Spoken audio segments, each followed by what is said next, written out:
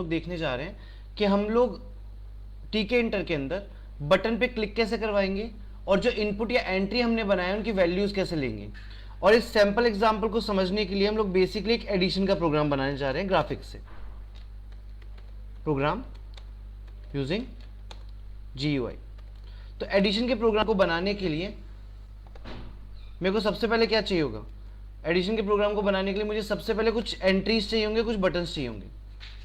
तो हम क्या करते हैं, सबसे पहले यहां पे जाएंगे और इंपोर्ट कर लेंगे फ्रॉम टीके इंटर इंपोर्ट स्टार। ये करने के बाद हम पहले एक स्क्रीन बना लेते हैं। तो मैंने बनाया रूट इज इक्वल टू टीके, इससे हमारी स्क्रीन बन जाएगी। स्क्रीन बनने के बाद हम क्या करते हैं, उसका एक टाइटल दे देते हैं। तो मैंने एक टाइटल दे दिया है रूट डॉट टाइटल कैलकुलेटर। यहां जाने के बाद मैंने लगाया रूट डॉट मेन लूप, जिससे मेरी स्क्रीन को होल्ड किया जाएगा। नाउ हम कुछ लेबल्स बना लेते हैं। तो मैंने पहला लेबल बनाया और इसको मैं करता हूं वैल्यू 1। फिर हम करते हैं L1 डॉट पैक पहले लेबल के लिए, और एक बार चेक कर लेते हैं रन करके कि प्रेजेंट हो रहा है नहीं हो रहा है। तो एक स्क्रीन बन गई है छोटी जिसमें वैल्यू 1 लिखा आ रहा है। स्क्रीन की साइज भी मैनेज कर लेते हैं, root dot min size 500 by 500। Okay, अब अगली चीज जो है वो एक एंट्री बनानी पड़ेगी हमको। हम बना लेते हैं E1 एंट्री, और एंट्री को ऐड करवाते हैं रूट में। करवा दिया। फिर सेम प्रोसेस, वापस से E1 को आप पैक कर दो। फिर आपको सेकंड लेबल बनाना है, जो कि हमने बना लिया लेबल वैल्यू 2 के लिए, और सेकंड एंट्री बनानी है जो कि हमने इस तरीके से बना लिया। फिर हम बनाएंगे एक button is equal to button root, क्योंकि स्क्रीन में ऐड करना है। फिर लिखेंगे text is equal to add. ये करने के बाद हम यहां जाएंगे और लिखेंगे B1 डॉट पैक। इतना काम करने के बाद लास्ट में मैं एक और एंट्री बनाऊंगा, जिस एंट्री में मैं आउटपुट दिखाऊंगा। तो हमने E3 नाम दे दिया इसको एंट्री, और इसको पैक कर दिया।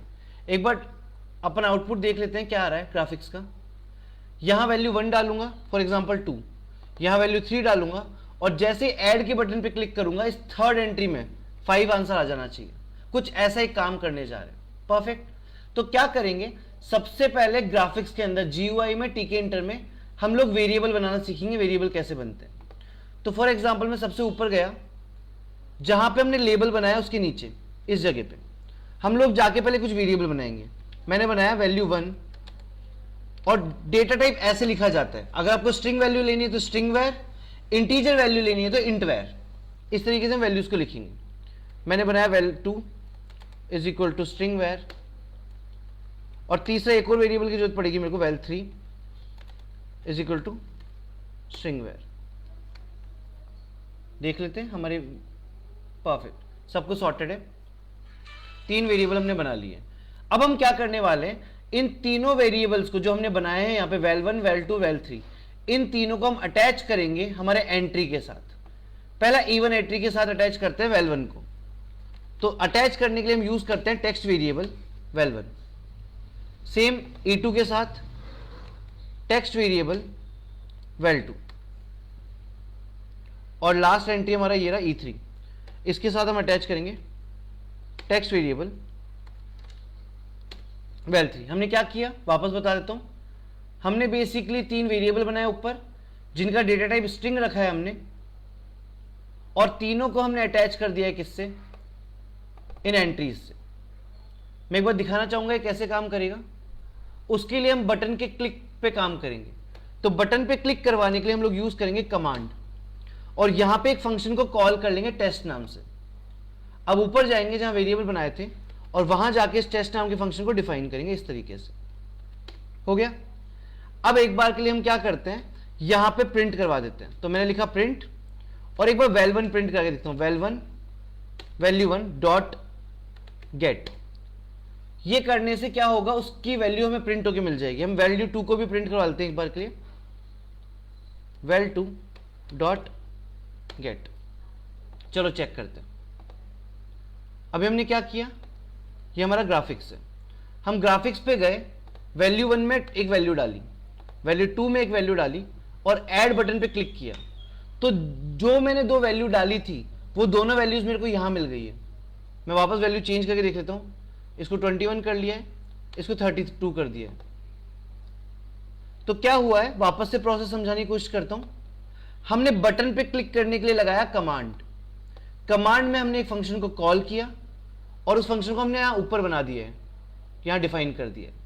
अब यहां पे क्या किया, हमने दो वेरिएबल बनाए थे val1 और val2। उन दोनों की वैल्यूज हमने क्या कर ली है, गेट कर ली।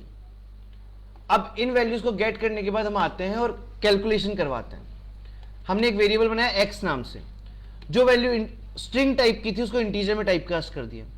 इंटीजर में कन्वर्ट करके यहां मैंने क्या किया, val1 की वैल्यू गेट करवा ली और x में डाल दी।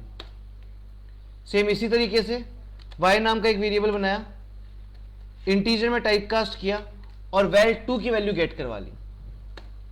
उसके बाद मैंने क्या किया, z नाम का एक वेरिएबल बनाया जिसमें x प्लस y करवा दिया। सही। और ये जो दोनों वैल्यू x और y की z में जो आ रही है, इसको किस में डलवाना था, val3 में। तो मैं वापस से बताता हूं, वैल्यू लेने के लिए हम गेट का यूज करते हैं और वैल्यू डलवाने के लिए सेट का। ग्राफिक्स देख के एक बार समझेंगे।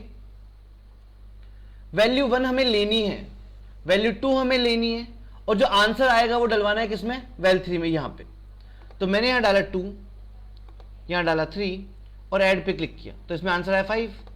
मैंने वैल्यू चेंज कर दी 21 एंड 31 तो आंसर आया 52। This is how whole the concept of particular ये ग्राफिक्स का काम करता है। एक बार वापस समझ लेते हैं। हमने एक लेबल बनाया, एक एंट्री बनाया। उस एंट्री में वेरिएबल बनाने के लिए हमने लिखा टेक्स्ट वेरिएबल और वेरिएबल का नाम दिया val1। सेम काम ही हमने एंट्री 3 के लिए किया और सेम काम ही हमने एंट्री 2 एंट्री 3 दोनों के लिए कर दिया। फिर हमें क्या करना था, बटन पे क्लिक करवाना था और क्लिक करवा के एक फंक्शन को कॉल करना था। तो कमांड लगाया गया और कमांड में एक फंक्शन का नाम लिखा गया टेस्ट, जिसको हमने बनाया यहां ऊपर। सॉर्टेड।